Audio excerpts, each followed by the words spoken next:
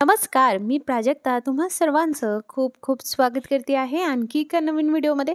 चला कोणताही उशीर न करता आजच्या व्हिडिओला सुरुवात करूयात. तर आजचा व्हिडिओ हा संपूर्ण क्लीनिंग व्हिडिओ असणार आहे आणि स्पेशली ते म्हणजे बाथरूमचं डीप क्लीन कसं करायचं, टॉयलेट स्वच्छ कसं करायचं, हे क्लीन राहण्यासाठी किंवा बाथरूममध्ये दुर्गंधी न येऊ यासाठी काय काय गोष्टी केल्या पाहिजे, असं कोणतं सिंपल सोल्युशन बनवायचं की ज्याने जे काही बाथरूमच्या टाईल्स असतात त्यावरती जर पांढरट डाग झाले असतील, म्हणजे क्षारयुक्त पाण्याचे डाग झाले असतील तर ते कसे काढावे, या संपूर्ण प्रश्नांची उत्तरं मी घेऊन आलेली आहे.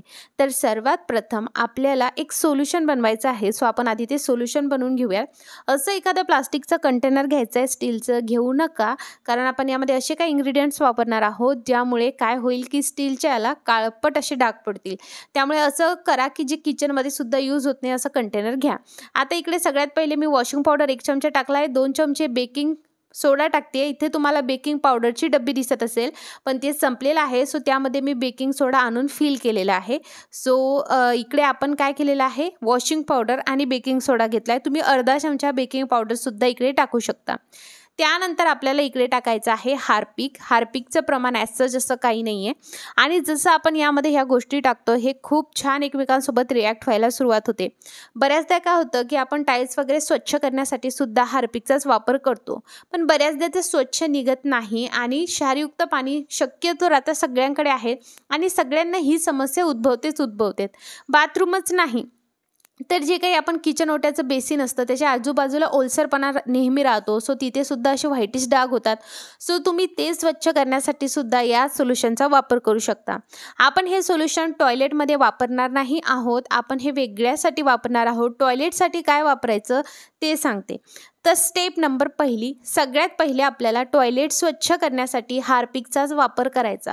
का तर यामध्ये मी भरपूर असे व्हिडिओ तुमच्यासोबत शेअर केले, पण ते कधीतरी एखाद वेळेस ठीक आहे, नेहमी ते करायचं नाही.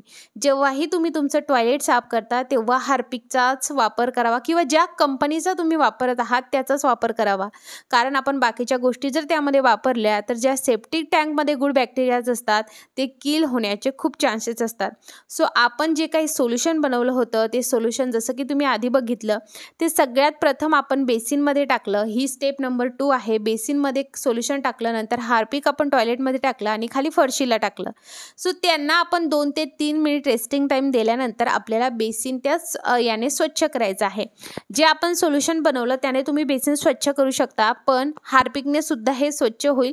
सो मी तुम्हाला फक्त दाखवते आहे. त्यानंतर मी स्टेप नंबर 2 म्हणजे खरं तर टॉयलेट स्वच्छ करायला पाहिजे पण आपण खाली सुद्धा सोल्युशन टाकलं. सो काय होतं, यामध्ये आपण वॉशिंग पावडर वगैरे वापरला आहे त्यामुळे प्लॅटफॉर्म जो आहे किंवा खालचा जो काही फ्लोअर आहे तो खूप स्लिपरी होतो. सो अशा वेळेस जे आहे मी सगळ्यात पहिले जे सोल्युशन आपण टाकलेलं आहे ते स्वच्छ आधी ब्रशने जे आहे घासून घेते. हा ब्रश मेशो, ॲमेझॉन, फ्लिपकार्टवरती तुम्हाला कुठेही अवेलेबल असेल. मला 150 रुपयाला हा ब्रश भेटलेला आहे आणि मला खरंच खूप छान वाटला हा बाथरूम क्लिनिंगसाठी स्पेशली. आणि ऑल इन वन ब्रश आहे, तुम्ही सुद्धा हा घेऊ शकता. मी काय याचं कोलॅबरेशन वगैरे किंवा काही ॲड वगैरे करत नाही आहे, पण मला खरंच हा आवडला.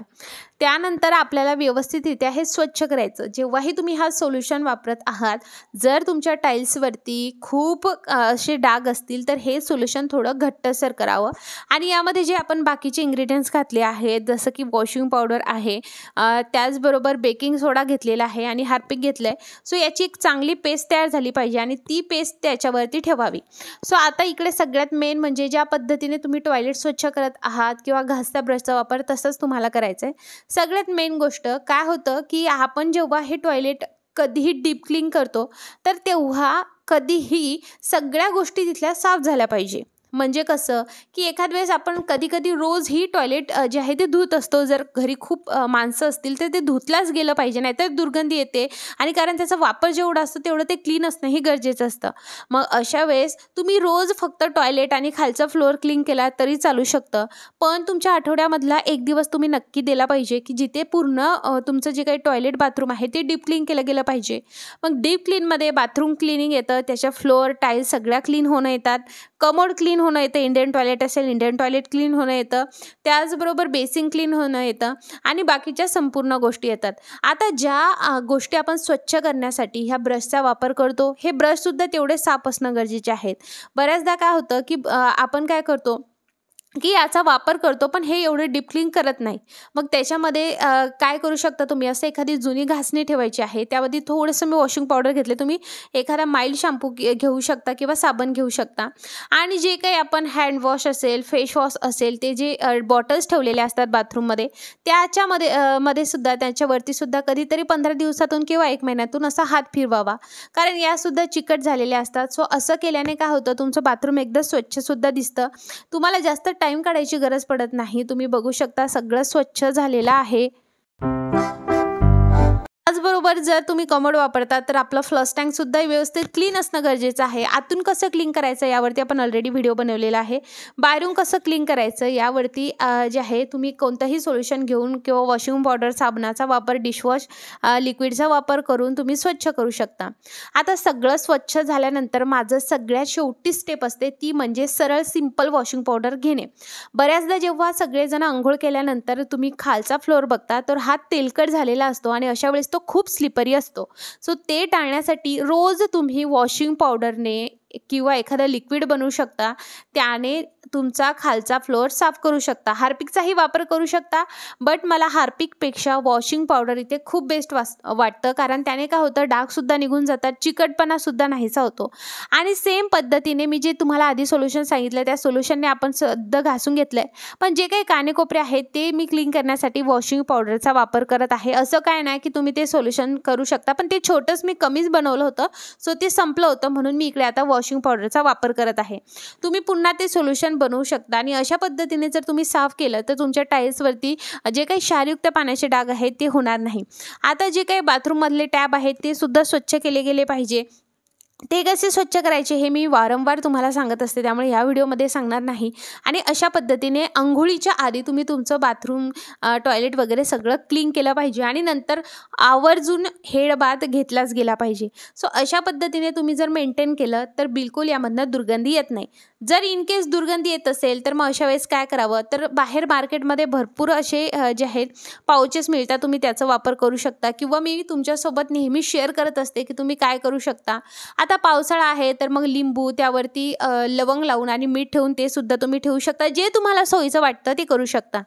आता जे काही आपल्या बकेट्स असतात, त्याचबरोबर आपण जो काही स्टूल वगैरे यूज करतो तो सुद्धा स्वच्छ केला गेला पाहिजे. सो मी स्टूल इकडे स्वच्छ करण्यासाठी हार्पिकचाच वापर करते. तुम्ही एखादा साबण किंवा डिशवॉश लिक्विडचा सुद्धा वापर करू शकता, पण हार्पिकने हे खूप छान निघतं.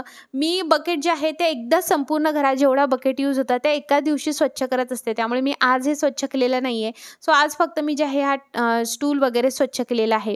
या पद्धतीने मी जे आहे दर हप्त्याला बाथरूमची क्लिनिंग करत असते. रोजची क्लिनिंग ही आपली अगदी सिंपल ॲज सच असते. अंघोळीच्या आधी थोडासा ब्रश मारायचा वॉशिंग पावडर घेऊन. सो तुम्ही बघू शकता, आफ्टरचा लुक बघू शकता. अशा पद्धतीने तुम्ही तुमच्या बाथरूमची, टॉयलेटची स्वच्छता केली, दुर्गंधी येणार नाही, कमोडमध्ये पिवळसरपणा येणार नाही, इंडियन टॉयलेट वापरत असणार तरीसुद्धा पिवळसरपणा येणार नाही आणि तुमच्या फ्लोअर्सवर आणि टाईल्सवरती बिलकुल व्हाईटिश क्षारयुक्त पाण्याचे डाग होणार नाही. सो ह्या सगळा व्हिडिओ तुम्हाला कसा वाटला मला कमेंट करून नक्की सांगा. व्हिडिओ आवडला असेल लाईक करा, पटकन सबस्क्राईब करा आणि बेल आयकॉन नक्की ऑल करा. फेसबुकवर बघत असणार तर लाईक करा आणि पटकन फॉलो करा. तर मंडळी, व्हिडिओ आवडला असेल तर मित्रपरिवारासोबत नक्की शेअर करा. व्हिडिओ बघितल्याबद्दल खूप खूप आभार.